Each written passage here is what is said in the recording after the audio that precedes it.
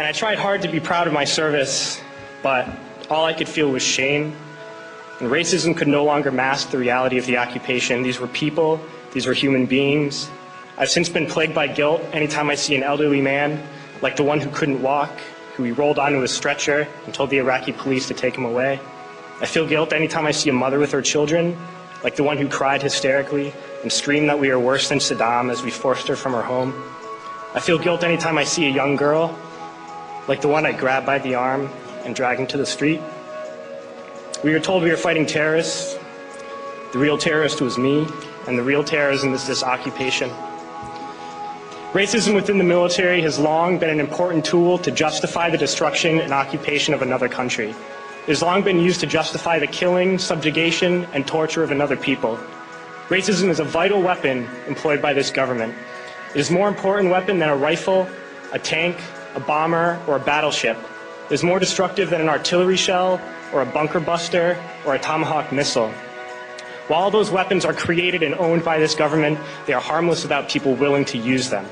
Those who send us to war do not have to pull a trigger or lob a mortar round. They do not have to fight the war, they merely have to sell the war. They need a public who is willing to send their soldiers into harm's way.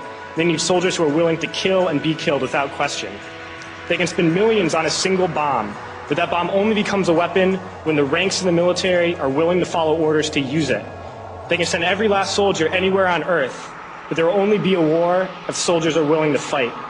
And the ruling class, the billionaires who profit from human suffering, care only about expanding their wealth, controlling the world economy.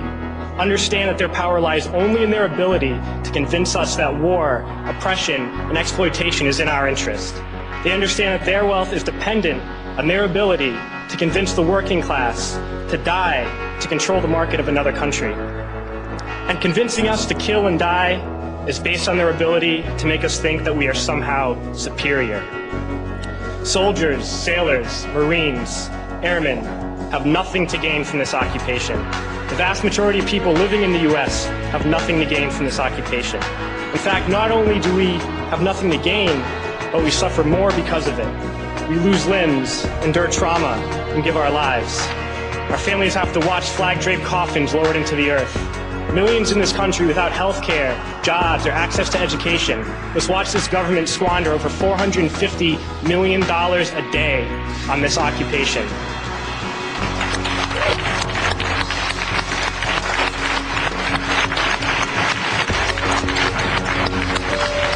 Poor and working people in this country are sent to kill poor and working people in another country to make the rich richer. And without racism, soldiers would realize that they have more in common with the Iraqi people than they do with the billionaires who send us to war.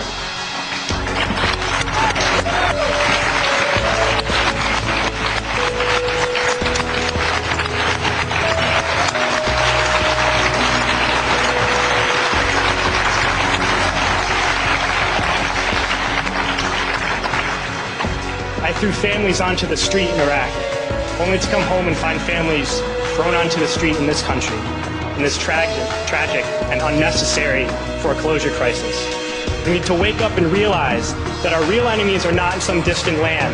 They're not people whose names we don't know and cultures we don't understand. The enemy is people we know very well and people we can identify. The enemy is a system that wages war when it's profitable. The enemy is the CEOs who lay us off from our jobs when it's profitable.